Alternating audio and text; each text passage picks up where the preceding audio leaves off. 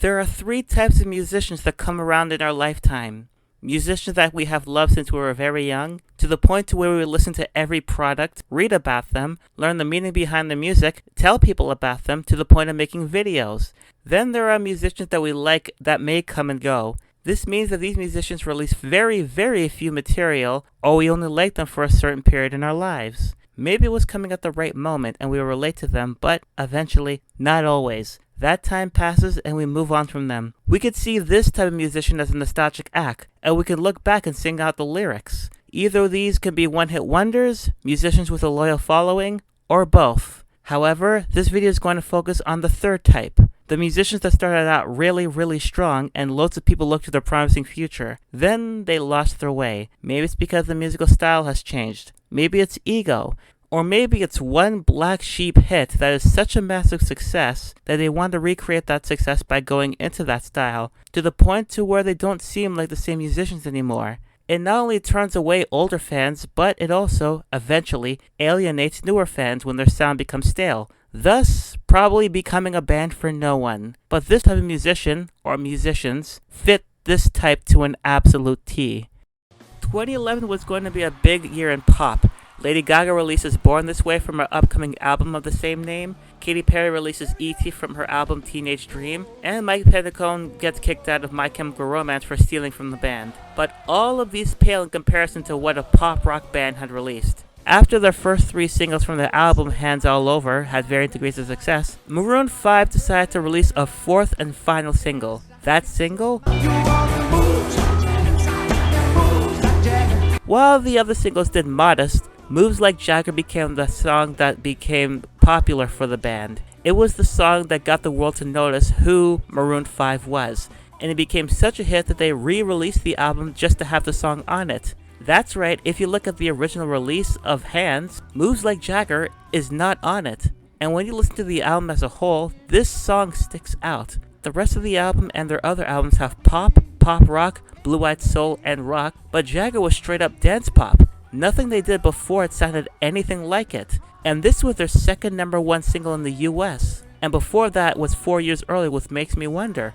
But unlike the latter, Jagger did absolute gangbusters, going platinum all around the world, becoming the 9th best-selling digital single in 2011, and 10 years later, it was certified diamond. The band went from a modest success to mainstream giants. So with this new success, the group could either show everyone that they were more divisive than their major hit, or they could look at their major hit and follow a trend of some sort.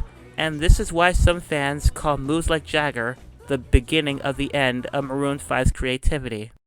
With the success of Jagger, the band went to the studio in mid-2011 with songs written during the recent tour, and in 2012, released Overexposed, with mixed reviews. Some critics saying it was their strongest album, however, others were critical because it was a failed attempt to go mainstream. Possibly, unbeknownst to many, Maroon 5 became mainstream when they became Maroon 5. The band were not always called that. In fact, they were called Kiara's Flowers. They were more alt-rock, power pop, punk pop as opposed to the band we know today. It featured 4 of the members that would eventually become Maroon 5. They were signed on to Reprise, released their major label debut, which was their second album overall, and it was not a success, causing the group to be dropped from the label and splitting up from each other in order to concentrate on school, amongst other things. Eventually, they did reform, added James Valentine as a guitarist, changed their name to Maroon 5, and added soul and funk into their sound, releasing their new album under their new name, Songs About Jane, with their new label, Octone and J Records in 2002. It was a success, dropping 5 hit singles and getting the album to go multi-platinum around the world, selling about 10 million copies worldwide. Their next album, It Won't Be Soon Before Long, which was released in 2007, sold less so, but it still sold well, selling 2 million copies in the US, spawning 4 hit singles. Both albums overall garnered generally positive reviews due to the uses of genres, ranging from pop and pop rock to funk and even electric disco, and the musicianship was very complimentary. Everyone in the band gives it their all and no one is left out. So, the mainstream remark does ring a bit hollow since they were coming out with major successes on major labels. However, the key word is a bit hollow. While they had major support from a major label since the beginning, there is some validness with the criticism. As was stated before, the musicianship was well received before Jagger was released. However, after the major success of said song, it stopped being less of a band and more of an Adam Levine-centered ego trip. If you look at the personnel on songs about Jane, there's the band members, and then there are people who help mix, produce, and master the album. There are some backing vocals and horns, but the band are the ones responsible for the main sound. And then you cut to an album like V and you see all these names, from songwriters to many producers. It's then you realize that Maroon 5 albums are overproduced to the point where they're lacking substance and just become bland. After their third album, the releases from the group have become successful, but in terms of reception, have been increasingly mixed because the group is just like any other pop group. And that's because it's seemingly no longer a band of talented people, but more like Adam Levine and other people in the background.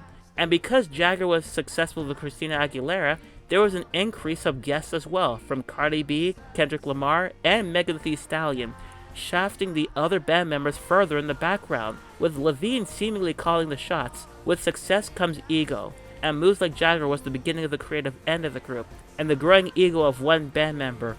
I am going to be honest, I feel bad for what Maroon 5 has become. It legitimately hurts when I see a group that I used to like de-evolve into the so-called popular norm. Some bands get better with each release, some have their ups and downs, but when you see the talent that gets pushed back due to ego, you start to wonder why they're still there.